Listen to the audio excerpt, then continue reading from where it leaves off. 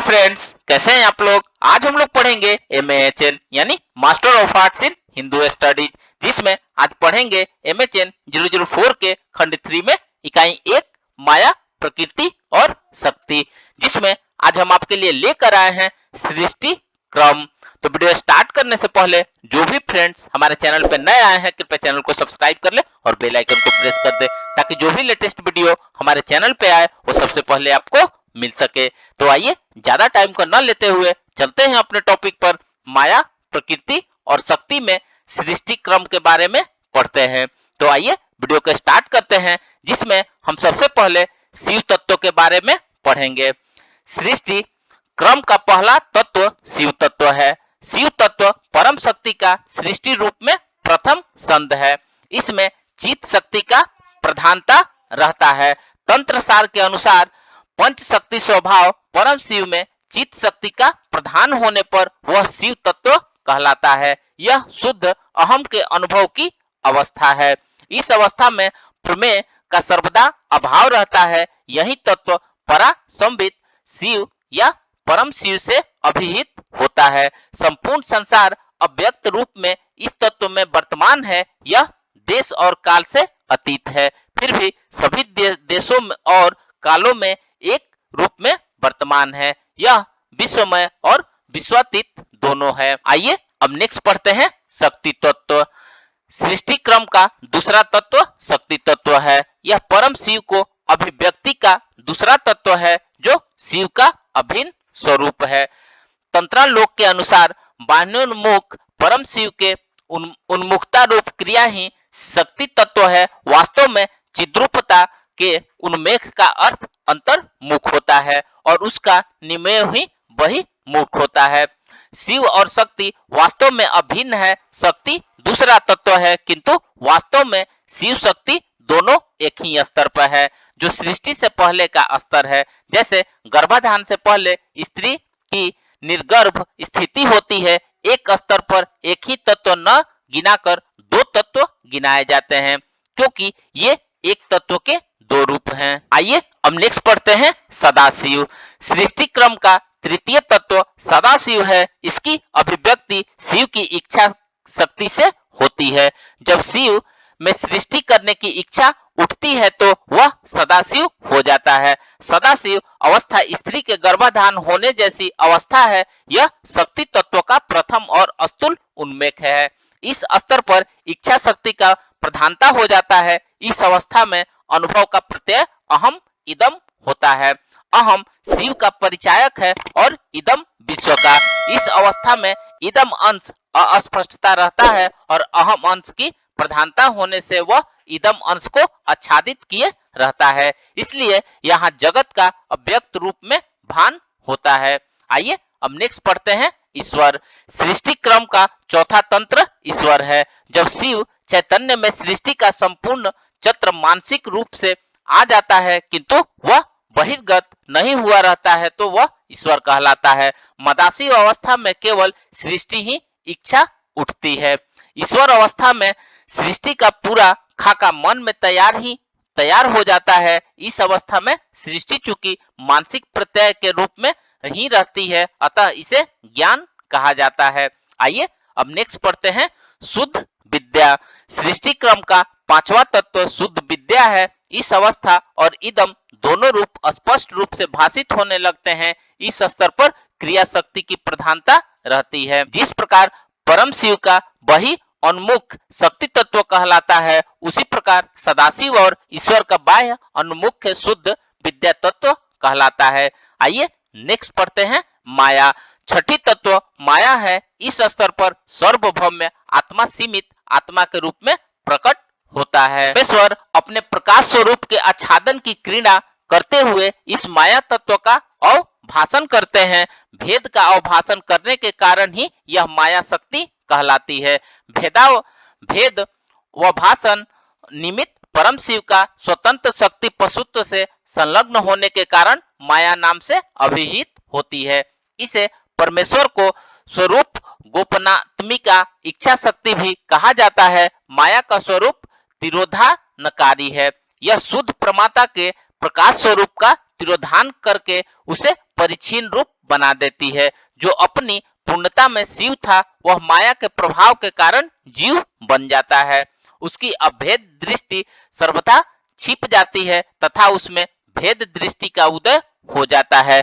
कश्मीर शैव दर्शन में माया का स्वरूप कार से वर्णित है, जड़, व्यापक तथा सूक्ष्म।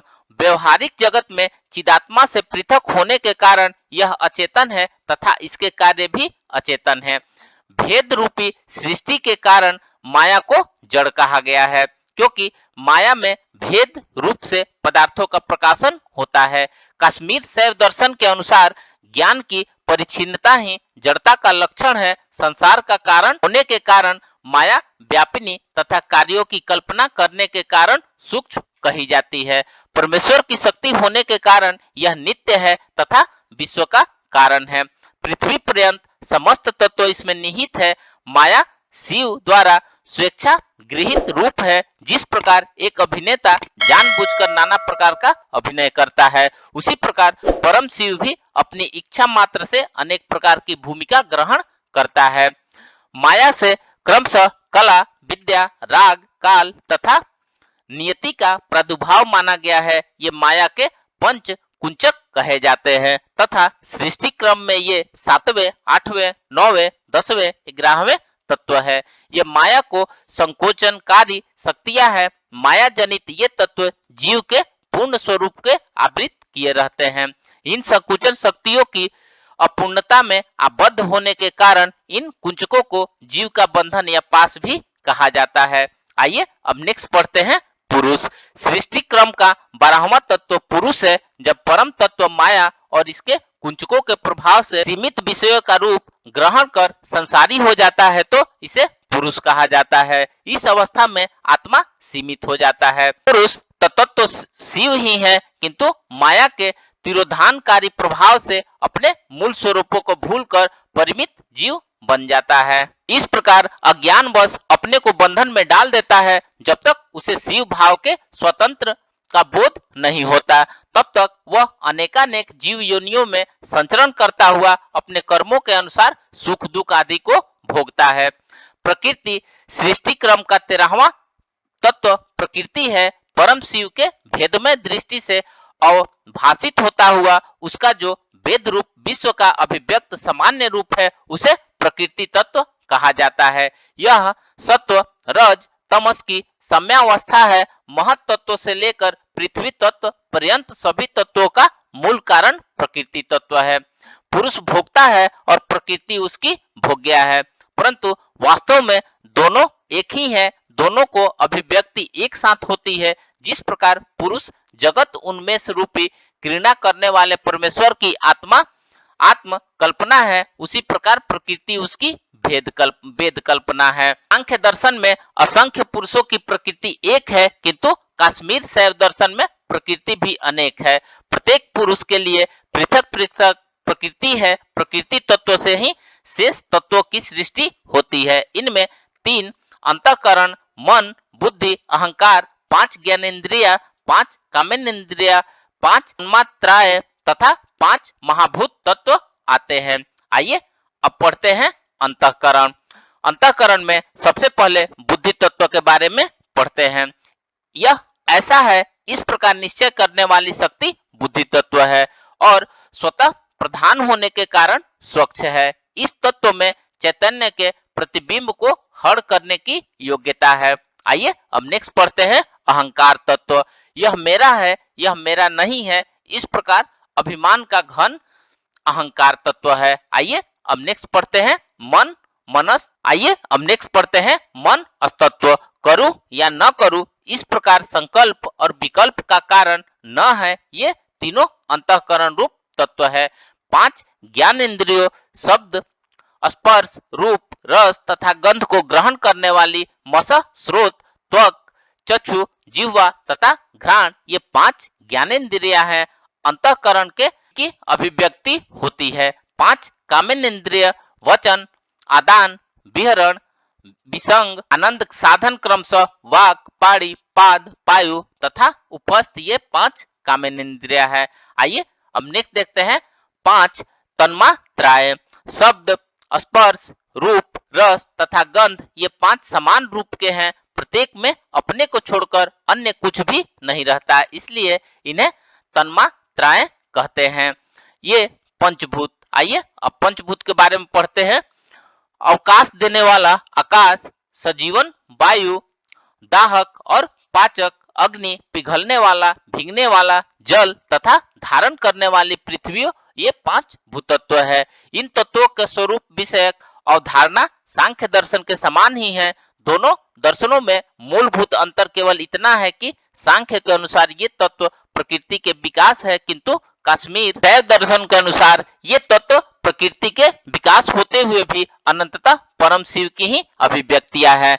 सांख्य में प्रकृति आदि तत्व है, किंतु कश्मीर शैव दर्शन में प्रकृति स्वयं सृष्टि विकास एक तत्व है। कश्मीर शैव दर्शन के अनुसार सृष्टि के सभी तत्व परम शिव की अभिन्न अवस्थाओं के विभिन्न रूप ही हैं। इनका अलग से कोई अपना अस्तित्व नहीं होता है।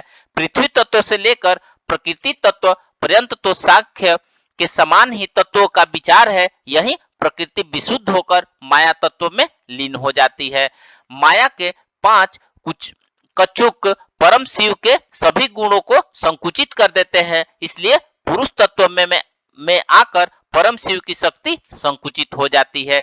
जिस प्रकार बट बीज में शक्ति रूप में बड़ा बट वृक्ष विद्यमान रहता है, उसी प्रकार ये सभी तत्व अथवा चराचर समस्त विश्व परम शक्ति के हृदय रूपी बीज के अंदर शक्ति के रूप में वर्तमान रहते हैं। तो फ्रेंड्स, इस प्रकार से आज हमने माया, प्रकृति और शक्ति में सृष्टि क्रम के बारे में पढ़ा। तो मिलते हैं एक नए वीडियो के साथ में, तब तक हमारे चैनल पे बने रहिए। धन्यवाद।